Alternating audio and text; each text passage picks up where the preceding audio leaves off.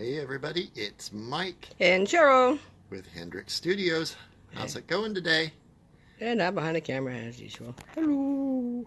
Hope everybody is well and being productive and looking through their piles of stuff, of unfinished projects and going, I now have a goal. Because it does a couple things. You get some new stuff, it cleans stuff out. It gets stuff all around a good thing. Bench.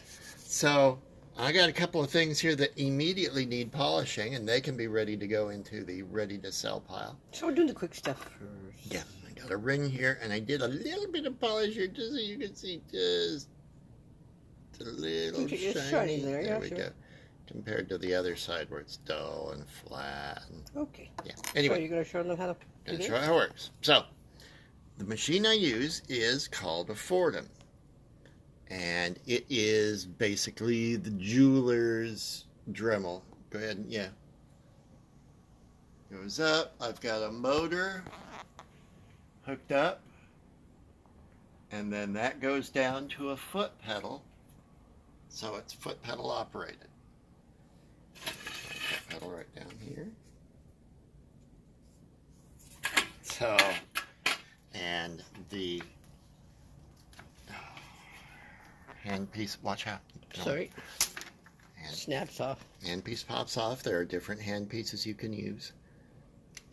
And snaps on like that. So it looks like a souped up Dremel. Yes, that's exactly what it is. Except it's about the cost of a Dremel? Oh, no. This Fordham, this cheap one's probably about $300. And that's without the special handy tool in your hand and the foot tool. Correct. That is just the motor and the foot piece. They usually come with a hand piece. This is the basic hand piece. I know you have a couple. A couple of different ones. I have a longer one, and then I have a hammer hand piece. And what this is for setting stones. This actually, it's electric hammer. Taps. Yeah, it. With that, and it moves the metal. Ew. Yes, quite cool. And they make a bunch more that we don't have. And not too many more. You don't need too many more. It's they get more specialized as they go. Well, it's what you screw into it also. Well, yes, your attachment matters. So, a couple of different types of polish. Normally, if I were doing straight out of the pickle pot. What's a pickle pot? The pickle pot's this thing over here, and has a very mild acid. Really icky. Sorry for dogs. Let me go shut the door. I'll give you the phone. Okay. Talk about your pickle pot. So the pickle pot, it's a very mild acid, and what it does is it cleans up all the impurities off your projects. So when you're soldering silver or you've annealed something, it gets dirty. It gets oxides and things on it, and the pickle removes all those. It's really pretty. We'll be running through a project here in the next week. It's not pretty in a container. Well, no, it's a nasty thing, and which is why you use these big long tweezers to dig it out. But you're also icky looking. I'm a jeweler. Everything is dirty looking. Pretty much. That is a problem I have with jewelry making. Yeah. So anyway, normally if I had to start fresh, you use a buffing material, which is a grittier medium that you would put on to start to smooth out metal. So it's kind of like a blob of putty, waxy stuff. It's pretty weird stuff. Yes, it is. It gets everywhere too. I don't like it when he uses it. And then you either finish it off with rouge, or you can finish with Zam. Oh, I don't like the green stuff. Either one of them will work on both copper and silver, which is 90% of what I do. Why is one green and one red? It's just the compounds they make them with. Just is what it is. So one's made for different stuff? No. They're just different manufacturers. Oh. So, what we're going to do is load up the wheel. This little polish wheel goes on just like a little drill bit. Put a big fuzzy brush on it. Yeah. Do I need the back of the camera? Nah, I'm not going to spray too much. Let's hope not. Hey, Lisa, how you doing? Hey, Lisa. So, see, even though you can't really see. So I saw some flingo. Yeah. Okay, all right. So now, you take my very dirty ring. Hold on, I need to close it. Yeah, let's get in here where the light is. Is that better? Just go wherever, and I'll put the camera where it needs to be. Is that better? Yeah, that's fine. Okay, so, dirty ring. Yeah, Lisa, it is fascinating, especially to watch.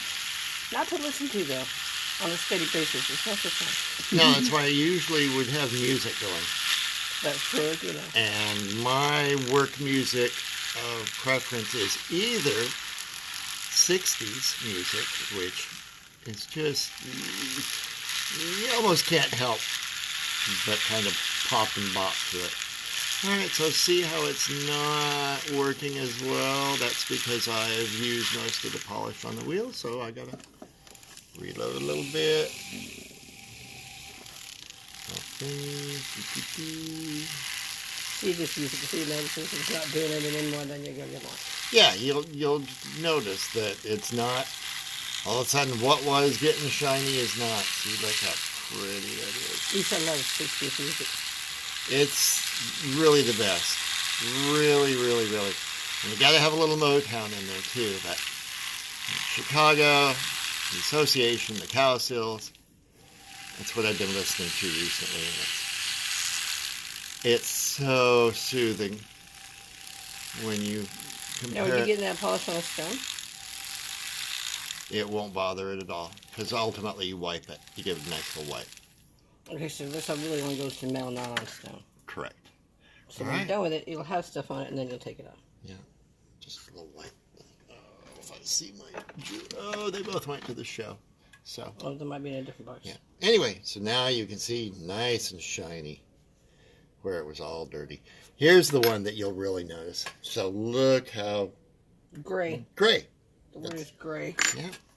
All right, I'm going to load up here. Yeah, some good music going in the background. On the edges. Always helps. Okay, ready for this? Watch this. Look how that just starts coming to life.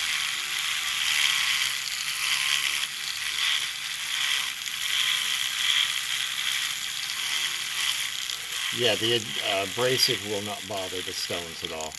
It will bother certain stones. There are certain stones you don't use this around, like pearls or turquoise, because those are, or opals. Those are soft.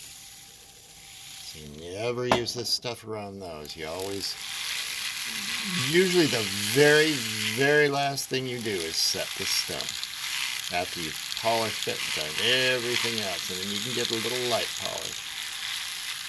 But normally, see how absolutely bright and beautiful this has become. Now there is a lot of patina on that one to make it good because of all the little recesses. So it's not going to go super shiny because you're not going to polish it that way.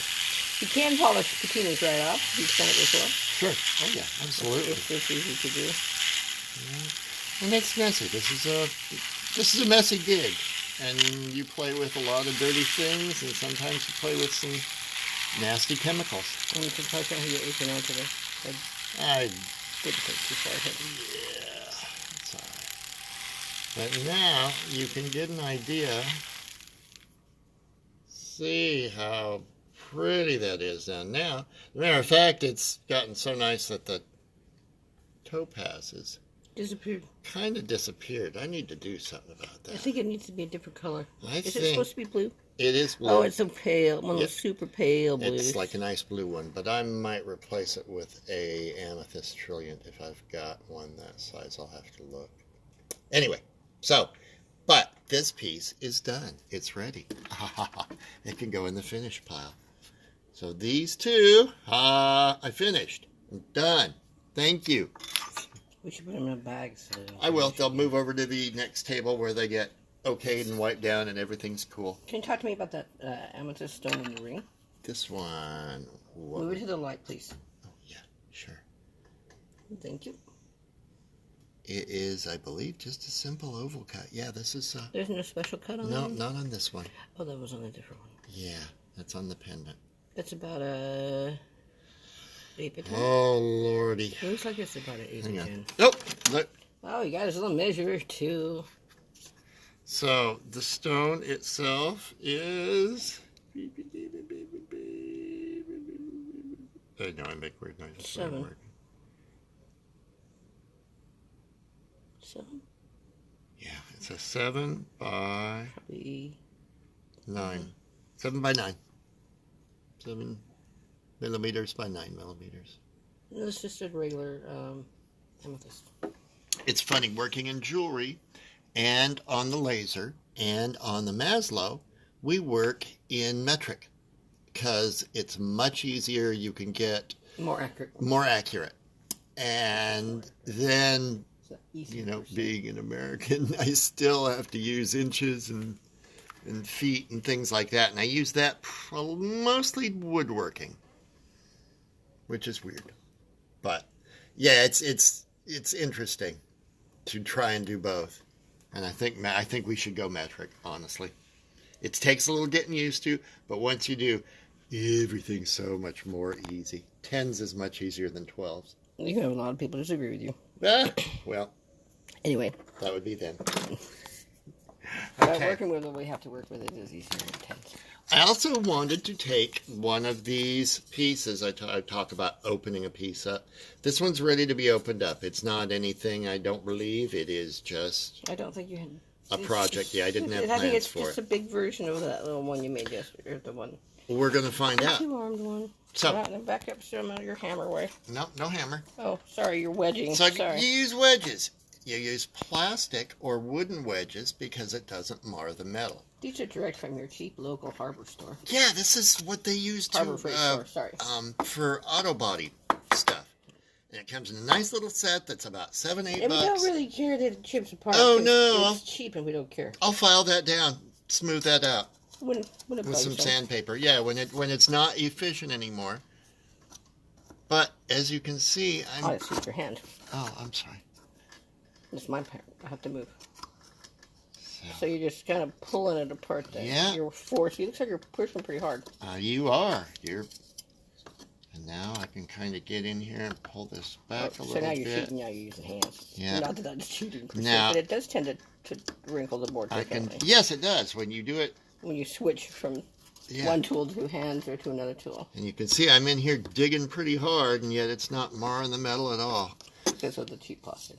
So I can tell this one, I can tell this has been annealed and not dropped in the pickle because there's still color on the inside. If I dropped it in the pickle, all the color goes. I'm going to drop something in the pickle here, probably tomorrow. I'll get something flamed up so you can see it. Anyway, let me keep opening this. So what's it going to turn? It will turn. Since the color goes, what color? Well, it goes replaces back to bright copper. Whatever it's it goes. not going gray. No. It goes, I guess, back to its natural state. Oh, How's you didn't that? say that. All right. So opening this end now. A lot of these are not meant to be anything. They were exercises in Learning how the material works and folds and right. feels and manipulates. Learning how to manipulate the metal. We do a lot of tests in the art category of jewelry and crafting because things don't work necessarily the same way twice. And different results are not what we're looking for to achieve. Sorry? I don't want to whack you. No, not to be whacked. But,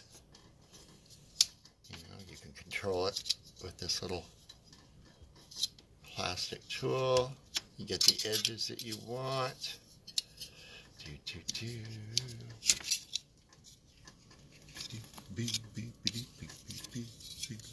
Do not sing Baby Shark.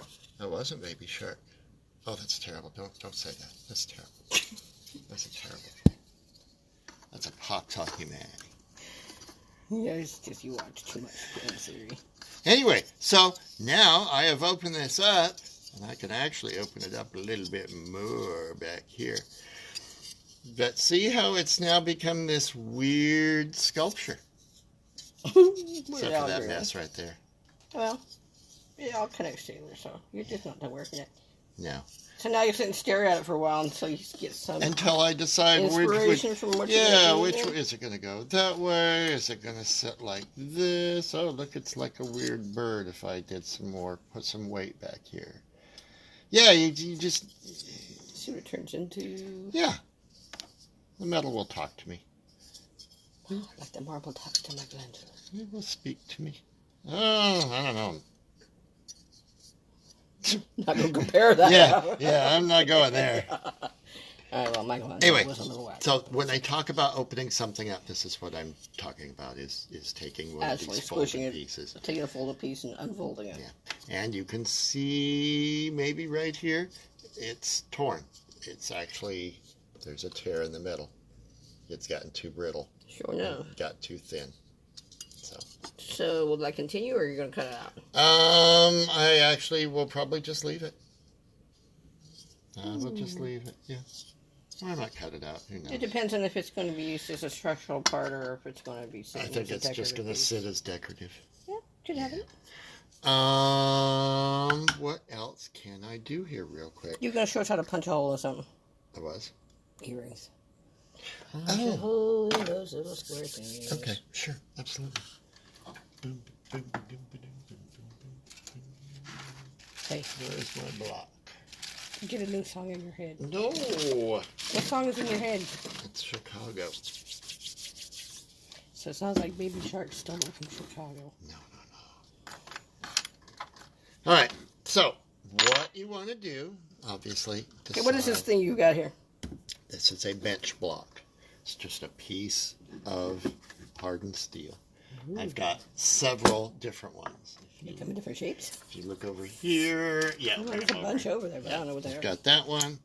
Ooh, nice shiny one. And it's got a hard side and a softer side, so it won't mar the metal. It's like plastic, like one of those rubber mallet things? Mm-hmm. Okay. It's a nylon. Ooh. Or it's probably actually one of the other you need to bring your light back. Nylon, Durlon, something like that. Yeah. And there's this one, which I can use the edges. I thought that was a wire maker. It is not a wire maker. It is for actually doing rivets. Oh. Yeah.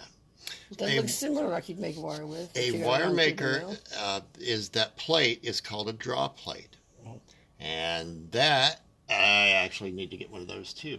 You put that in a vise, and then you take your wire with a pair of pliers and you pull it through successively smaller holes. And there's basically a blade. It's a sharpened hole.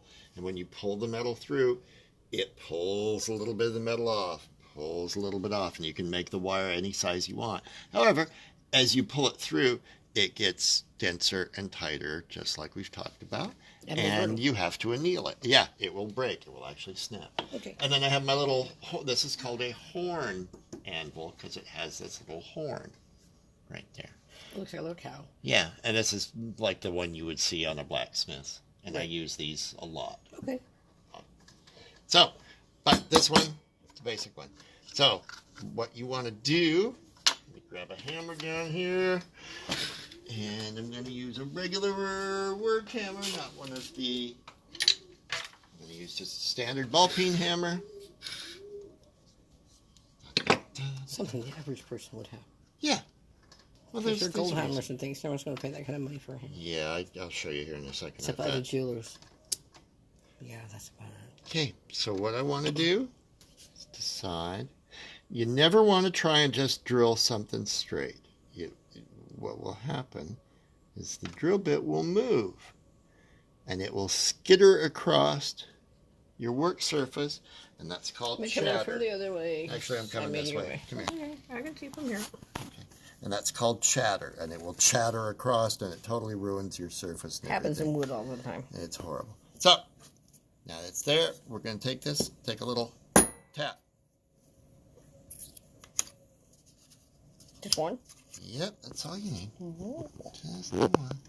What am I looking for? Oh, I see a little thing. Okay. And take this one. Make sure I'm not taking down too much in the thing. Now, She didn't mark that or nothing. You just eyeballed that in the corner. yep. Take my key, take out my piece. I'm going to take one of these. I'm stuck in wires. Okay. One of these.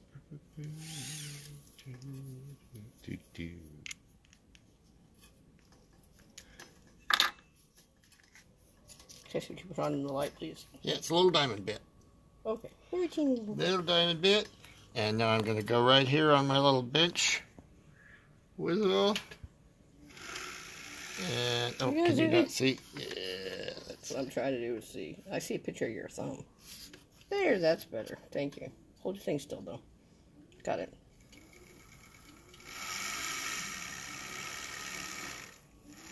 I need to go actually find the drill bit. That's going to take a minute or so to get through. Yeah, that's a little big. Redo. Redo. And I don't have that drill bit with me right now, so I'm not going to waste time running to go grab it. Okay, so what are you doing? We will move on. Oh, we're going to save this till tomorrow then. Yeah, but we got our little holes tapped. You always want to tap it. The worst thing in the world, and now I'm going to show you. Worst thing in the world is what? Worst thing in the world is to have a project that you think is absolutely fabulous, and you get it all done, and you go drill a hole, and the drill bit moves, and you get this horrible little skitter line. Filling metal is challenging. And so I tried to replicate it on the other side, and of course it doesn't look anything like it. Oh, so, you know, this piece is stunning. It's a lesson learned. Except for that little chatter. And I'm going to probably try and decorate the side. I might be able to do that. You might be able to cut it off, too. No, I can't cut it off. You can. Ah! We can do anything. Well, I could, I suppose. Anyway. What else am I going to do? It's probably good for today. We can do that. I can show you these little purple stones I found to go with this one. Okay, yes. Cheryl thinks that these are the little... I didn't find them. Little tanzanites. They're very pale, though, so this might have been why we didn't go with them. Yeah. They may disappear in the silver. The light colors... I still think the tourmalines will go better contrast. The contrast is way better with the tourmalines. I'll have to see what else we have in those sizes of stones. We have a collection, but see, that's gonna be it's kind of very eclectic. Oh, you want to see some stones real quick? Here. Sure, why not? Here. Are This they is always presentable? fun. Yes. They're not messy looking. No. Some things need dusted once in a while. We First live off, in the desert. I'm going to show you this piece, which I don't think is for sale. Yeah, anyway. Wing! Okay, anyway. This is from my People of the Earth line. And I did this for about 5-6 years. Take matching dichro pieces and make a figure out of them. Or at least similarly colored. And try and make what would be looked at as a tribal type figure. But not really. Not identifiable as a tribal. And of course they were each unique and individual because that's how these glass pieces are. Yeah, every one of them is totally unique. Anyway, so let's see if I remember my stones here. Got a tourmaline, got a garnet, topaz. I think that's more garnets. Of course, those are those are garnet. Awful deep. Some amethyst They're trillions. inexpensive. A yellow topaz, a nice yellow topaz. Oh, that's very yellow. Sunstone. Very We're getting pretty. a lot of glare from the lab bulb. Thank you. All I was getting was bright light bulb and no color. Sure. Thank you. That's better.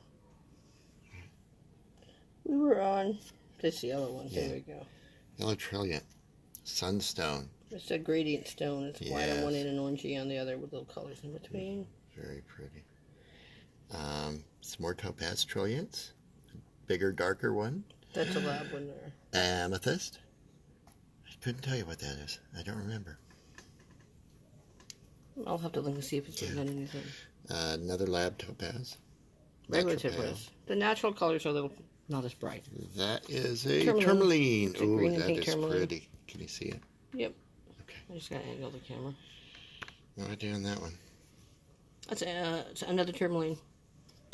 Those Acid Lab created a tanzanite. I'm sorry, not tanzanite. That's just a topaz. Yeah. Big old trillion, and that's a natural one. Yeah, that's natural because it's pale. Yeah, let's show these. And then those are sets. Just little sets. I love those. Just little randoms, but still some sets. Those nice aren't, little some of them emerald. aren't all randoms. There's a pod parasha. Yeah, he has to live there. But See the nice orange? he can't have no friends. So pretty. So pretty. All right. Okay. Okay. Well, anyways, we will come back to you tomorrow with the next day of the Go Live Challenge. I believe this is 13. And I will have the right drill bit. We'll drill these holes, get those ready to go. I probably will go ahead and prep all of these sets. Yeah, then we can do more than one. Yeah, and then I can kick those out for you. I also need to make a bale. Where'd it go? Oh, so your leafy thing. You must have walked off with it. No, I haven't walked anywhere. Well, it's right there. Thank you. I need to make a bale for this. I think this is the most natural looking textured metal copper I have.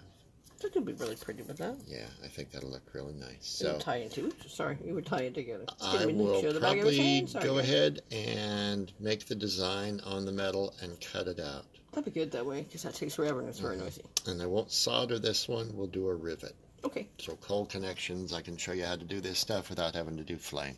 Okay, sounds good. All right? All right, we'll catch you tomorrow. Take care, everybody. Be safe. Oh, have a good night. Just be safe. Just be safe. It's crazy times. Somebody wished for the Chinese curse. We live in interesting times. Not me. Okay, enough politics. Be safe. Bye, guys. And no politics. Okay, good. Bye.